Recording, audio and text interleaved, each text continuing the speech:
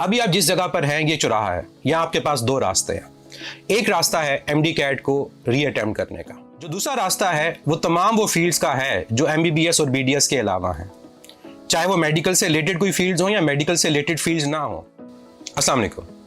हम में से बहुत सारे स्टूडेंट रिसेंटली एमडी कैट में अपीयर हुए, उसका रिजल्ट आया और वो रिजल्ट वैसा था जैसा आप एक्सपेक्ट करते थे, लेकिन बहुत सारे स्टूडेंट का रिजल्ट वैसा नहीं आया जैसा वो एक्सपेक्ट करते थे। और रीज़न आप लोग जानते हैं, या तो टेस्ट आसान आ गया या आंसर की में गलती थी। अब आप लोगों को एक चीज़ सोचनी चाहिए और एक लंबा सा सांस लेकर ये बात याद रखनी चाहिए कि ये सफ़र का हिस्सा है। जब आप अपनी मंजिल की तरफ जा रहे होते हैं तो ऐसी बहुत सारी रुकावटें आती हैं, ऐसी मुश्किलात आती हैं, ऐसे सेटबैक्स आते हैं जिनका आपको सामना करना पड़ता है। अब क्या हम उस टाइम पे अपनी हिम्मत को हार जाए? नो, हमें अपने अल्लाह पे यकीन रखना चाहिए, अपनी मेहनत पे यकीन रखना चाहिए कि इतने माह की जो हमने मेहनत की हमें उसका सिला ज़रूर मिलेगा। अब उसका राइट टाइम क्या है ये हम नहीं जानते। क्या वो राइट टाइम यही साल था या वो राइट टाइम ये साल नहीं था? फेलियर याद रखिएगा एक इवेंट होता है। Failure is an event, not a person. एक इवेंट, एक रिजल्ट, एक लम्हा कभी भी आपको डिफाइन नहीं कर सकता। आप उसकी बेस के ऊपर अपनी पूरी ज़िंदगी का फैसला नहीं कर सकते हो कि अगर ठीक है आपका एमडी कैट का रिजल्ट वैसा नहीं आया तो आपकी ज़िंदगी ख़त्म हो गई, आपका ये सफ़र ख़त्म हो गया। नो, आप जब हिस्ट्री में कामयाब लोगों की ओवरऑल लाइफ के बारे में पढ़ते हो तो उन्होंने ऐसे कई चीज़ों का सामना करना पड़ा। आपको ऐसे साइंटिस्ट का नाम मिलते हैं जिन्होंने 1000 एक्सपेरिमेंट किए लेकिन फेल हुए, लेकिन क्या उन्होंने हिम्मत हारी? नो, वो लगे रहे और इन द एंड उनको रिजल्ट मिला और दुनिया आज उनका नाम जानती है। तो एक इवेंट कभी भी आपको डिफाइन नहीं कर सकता। कामयाब लोग ऐसे फेलियर्स को लर्निंग अपॉर्चुनिटी के तौर पे लेते हैं। वो ये देखते हैं कि हमने इस इवेंट से क्या सीखना है। वो उस इवेंट को कभी भी अपने ऊपर हावी नहीं होने देते, बल्कि उससे सीख के आगे चलते हैं और अपने गोल्स को अचीव करते हैं। एमडी कैट के रिजल्ट के बाद ये राइट टाइम है गौर व फिक्र करने का कि आपने लास्ट ईयर क्या सीखा, क्या आपके एक्सपीरियंस थे, कहाँ पर आपने मिस्टेक की। ये टाइम गलतियों पे पछतावा करने का नहीं होता। जो हो गया सो हो गया, वो एक इवेंट था, गुजर गया। अब आपने आगे क्या करना है उसके बारे में सोचना है। आपने नेक्स्ट ईयर अपनी क्या रिवीजन स्ट्रेटेजी बनानी है। लास्ट ईयर का अपने टीचर्स को फॉलो नहीं किया, उनकी बात नहीं सुनी, तो इस दफ़ा अपने टीचर्स को फॉलो करना है, उनकी बात को सुनना है। किस टाइम के ऊपर एफएलपीज़ को अटेम्प्ट करना स्टार्ट करना है, पास पेपर्स कब अटेम्प्ट करना स्टार्ट करने हैं, शॉर्ट लिस्टिंग बनानी है तो किस तरह की बनानी है। ये तमाम चीज़ें आप लोगों ने अब सोचनी है और इन्हीं सोचों के साथ आप लोगों ने नेक्स्ट अपने टेस्ट की स्ट्रेटेजी बनानी है। और याद रखिएगा, जब आप किसी मुश्किल सफ़र का स्टार्ट करते हैं तो आपका जो हर एक स्टेप होता है वो इम्पॉर्टेंट होता है, वो एक स्टेपिंग स्टोन होता है आपकी मंजिल की तरफ, लेकिन वो आपने हर कदम सोच समझ के लेना होता है। अभी आप जिस जगह पर हैं ये चौराहा है। यहाँ आपके पास दो रास्ते हैं। एक रास्ता है एमडी कैट को रीअटेम्प्ट करने का। अगर आप पैशनेट हैं कि आप लोगों ने डॉक्टर बनना है, आपके माँ बाप की ख्वाहिश है कि आप डॉक्टर बने और आपकी भी ख्वाहिश है आप डॉक्टर बने, तो आपको इस रास्ते को अपनाना चाहिए। एमडी कैट को दोबारा से अटेम्प्ट करें। आप अकेले नहीं हैं, बहुत सारे स्टूडेंट्स हैं जिनका फर्स्ट ईयर में एडमिशन नहीं होता, वो दोबारा अटेम्प्ट करते हैं।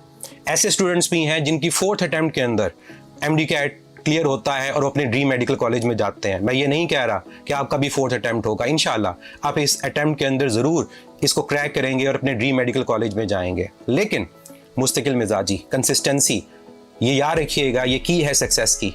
तो अगर आप चाहते हैं कि आपने ये रास्ता अपनाना है एमडी कैट रीकंडक्ट का, तो आज से स्टार्ट कर दें और इस रास्ते पे चलना शुरू कर दें।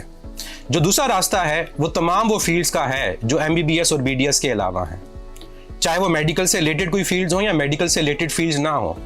आप ऐड मैथ करके इंजीनियरिंग की फील्ड्स में जा सकते हो, आप इंजीनियरिंग के अलावा आईटी की फील्ड में जा सकते हो। कुछ ऐसी यूनिवर्सिटीज़ भी हैं जहाँ पर मैथ की रिक्वायरमेंट नहीं है, तो आप उनको देखो कि क्या आपका पैशन अगर डॉक्टर बनना नहीं है, आपका पैशन अगर बिजनेस फील्ड में जाना है, सीए करना है, तो उस रास्ते को अपनाएं। याद रखिएगा, जिस रास्ते को भी अपनाएंगे और अगर आप मेहनत करेंगे और अगर आपका पैशन होगा तो कामयाबी आपके पीछे आएगी। इंशाल्लाह आप जरूर कामयाब होंगे। साबित कदमी और मुस्तकिल मिजाजी, ये दो क्वालिटीज़ आपने अपने अंदर पैदा करनी है। तो चाहे आप एमडी कैट को रीअटेम्प्ट करते हैं या अपनी फील्ड को चेंज करते हैं, अगर आपने इरादा बना लिया और आपके अंदर अज़म है तो आप इंशाल्लाह अपने इस गोल को ज़रूर अचीव करेंगे और सक्सेस आपको फॉलो करेगी अगर आप पैशनेट हैं। याद रखिएगा कि जो चैलेंजेस होते हैं वो हमें स्ट्रॉन्ग करते हैं, उन एक्सपीरियंस की बेस के ऊपर हमें आगे चलना आता है। हम सीखते हैं कि अपनी ज़िंदगी को कैसे गुजारना है और नेक्स्ट टाइम अगर कोई ऐसा मौका आए तो हमने किस तरह से बिहेव करना है। ये एक इवेंट कभी भी आपको डिफाइन नहीं कर सकता। आप लोग पैदा हुए हैं ग्रेट काम करने के लिए। अगर आप ग्रेट काम करने के लिए पैदा हुए हैं तो इसका मतलब क्या है कि आपको किस्मत ने एक और मौका दिया है। तो इसको एक मौके की तरह लें और एक मौके की तरह लेकर इस मौके से फ़ायदा उठाएं और अपने ऊपर यकीन रखें, अपने अल्लाह पे यकीन रखें, इस प्रोसेस पे यकीन रखें। ये आपकी ज़िंदगी का हिस्सा है। हम कभी कामयाब होते हैं और कभी कामयाब नहीं होते, लेकिन इसका मतलब क्या है, जब हम कामयाब नहीं होते तो ज़िंदगी हमें बहुत कुछ सिखा जाती है, और जो बहुत कुछ सिखा जाती है वो बिल्कुल हमें एक नया इंसान बनाती है, एक एक्सपीरियंस पर्सन, और हम बिल्कुल एक नई तरह से ज़िंदगी गुजारना सीखते हैं। तो मुझे उम्मीद है कि आप लोग इंशाअल्लाह अपने ड्रीम को ज़रूर अचीव करेंगे। जो भी आपका ड्रीम है, जो भी आपका गोल है, आप उसको ज़रूर अचीव करेंगे। मुझे आप पर यकीन है कि आप ये कर सकते हैं। अगर आपने इतने माह मेहनत की है अपने गोल के लिए, तो आप इंशाअल्लाह अपनी ज़िंदगी में इस मेहनत को जारी रखेंगे और अपने अल्लाह पे और अपने ऊपर यकीन रख के ग्रेट काम करेंगे और सक्सेसफुल इंसान बनेंगे इंशाअल्लाह। अपने सर को झुकने नहीं देना, कीप योर हेड हाई। आसपास लोगों की बातों को कभी भी अपने ऊपर हावी नहीं करना। लोग बातें करते हैं, करते रहेंगे। आप कामयाब हो, कामयाब ना हो, उन्होंने बातें करनी है। आपके लिए आप खुद इंपॉर्टेंट हो। अपने आप को इंपॉर्टेंस दो, अपने आप को टाइम दो, अपनी स्ट्रेटजी को फॉलो करो, अपनी गलतियों से सीखो और इन्हीं तमाम चीज़ों की बेस पर लगे रहो, मेहनत करते रहो।